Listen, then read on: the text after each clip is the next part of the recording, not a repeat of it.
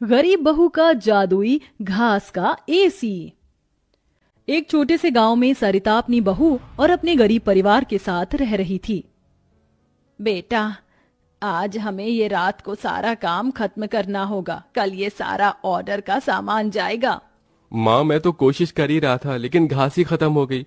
अब आप ही बताओ ना, मैं क्या करूँ। हमारे पास और कोई चारा नहीं है, हमें जंगल से और घास काट कर लानी होगी। इस समय जंगल में जाने का फायदा नहीं है, कभी भी कुछ भी हो सकता है। जंगली जानवर रात के समय ही बाहर निकलते हैं। अजय बिल्कुल सही कह रहा है बहू। अरे माँ जी, हम दो लोग अगर जाएंगे तो कोई जानवर पास नहीं आएगा, और फिर इतनी जल्दी कोई जानवर हमला नहीं करता। हमें ये ऑर्डर कल देना है, आप ये भी तो सोचिए। लेकिन बहू। माँ जी, आप चिंता मत कीजिए, कुछ नहीं होगा। बस आप बच्चों के पास ही रहना और उनका ख्याल रखना। अगर ये ऑर्डर नहीं गया तो बच्चों के लिए हम गर्मी से बचने के लिए कूलर भी नहीं खरीद पाएंगे। सरिता की बहू भाविका और उसका बेटा, वो तीनों घास से पंखे कूलर बनाने का काम किया करते थे, इसलिए उन्हें घास की जरूरत पड़ती थी। वह आधी रात के समय जंगल में जाते हैं। भाविका, जरा से भी हलचल हुई तो मुझे बता देना, कभी भी कुछ भी हो सकता है। ठीक है जी, मैं आपको बता दूंगी। अजय और भाविका दोनों ही जंगल में घास काट रहे होते हैं, तब उन्हें झाड़ियों से आवाज आने लगती है। क्या तुमने भी वहां से कोई आवाज सुनी है? हाँ जी, मैंने भी सुनी है। मैंने तुम्हें कहा था ना, इस समय आना ठीक नहीं है। चलो देखते हैं उधर क्या है। भाविका और अजय झाड़ियों के पास जैसे ही जाते हैं, उन झाड़ियों के पीछे से एक आदमखोर भेड़िया निकलता है। भाविका, भागो यहाँ से, यहाँ पर तो बहुत खतरनाक भेड़िया है। अजय और भाविका दोनों अपनी जान बचाकर भागने लगते हैं। अजय, अब हम लोग क्या करें? कहीं भेड़िए ने हमें खा लिया तो?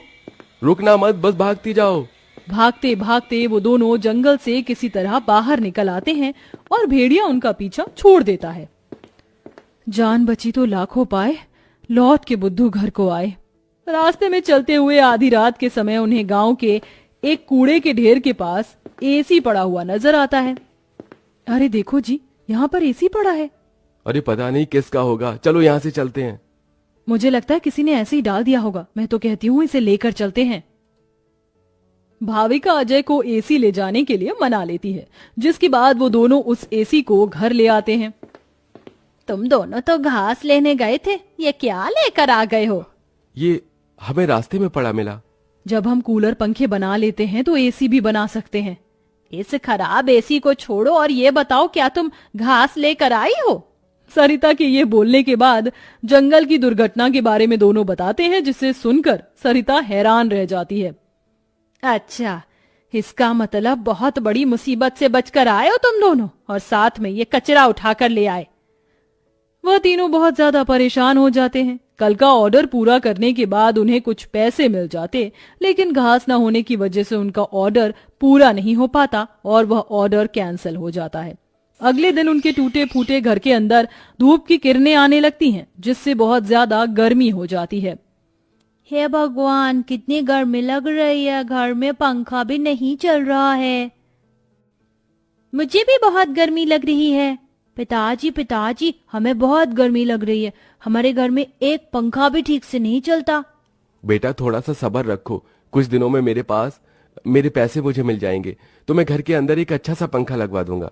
हमारा वो ऑर्डर तो कैंसिल हो गया, लेकिन सुबह में घास ले आई थी मैं। चलिए गांव वालों के कूलर और पंखे में घास लगा देते हैं, उससे कुछ तो पैसे आएंगे। हाँ, तुमने सही कहा। भाविका और अजय दोनों मिलकर पुराने कूलरों के अंदर घास लगा रहे होते हैं, और यहाँ घर में राजू दिशा गर्मी से परेशान हो रहे होते हैं। काश कि हमारे घर में भी कोई एसी होता। तभी दिशा की नजर उसके पिता के लाए हुए एसी के ऊपर पड़ती है। अरे राजू, जरा इसे देखो, लगता है पिताजी हमारे लिए एसी लेकर आए हैं, पर उन्होंने ये एसी अभी तक क्यों नहीं लगाया? क्योंकि ये एसी खराब है, बस इसीलिए। कल रात तुम्हारे माता पिता को यह कूड़े करकट में मिला था। ये सुनने के बाद राजू इस बात से तो खुश होता है कि उसके पिताजी पुराना ही सही, कम से कम एक एसी तो घर पर लेकर आए। कुछ देर बाद वह अपने दोस्तों के पास खेलने चला जाता है। ढोलू ढोलू, कहाँ हो तुम? चलो खेलते हैं। आज मैं नहीं आ सकता, बहुत गर्मी है, और इतनी गर्मी में मेरा मन नहीं कर रहा है आने का, क्योंकि मेरे घर के अंदर एसी लगा हुआ है। मैं उसकी ठंडी हवा में ही बैठना चाहता हूँ। क्या कहा? तुम्हारे घर के अंदर भी एसी है? हाँ, और हमारा एसी बहुत अच्छा चलता है, बहुत ठंडा कर देता है घर को।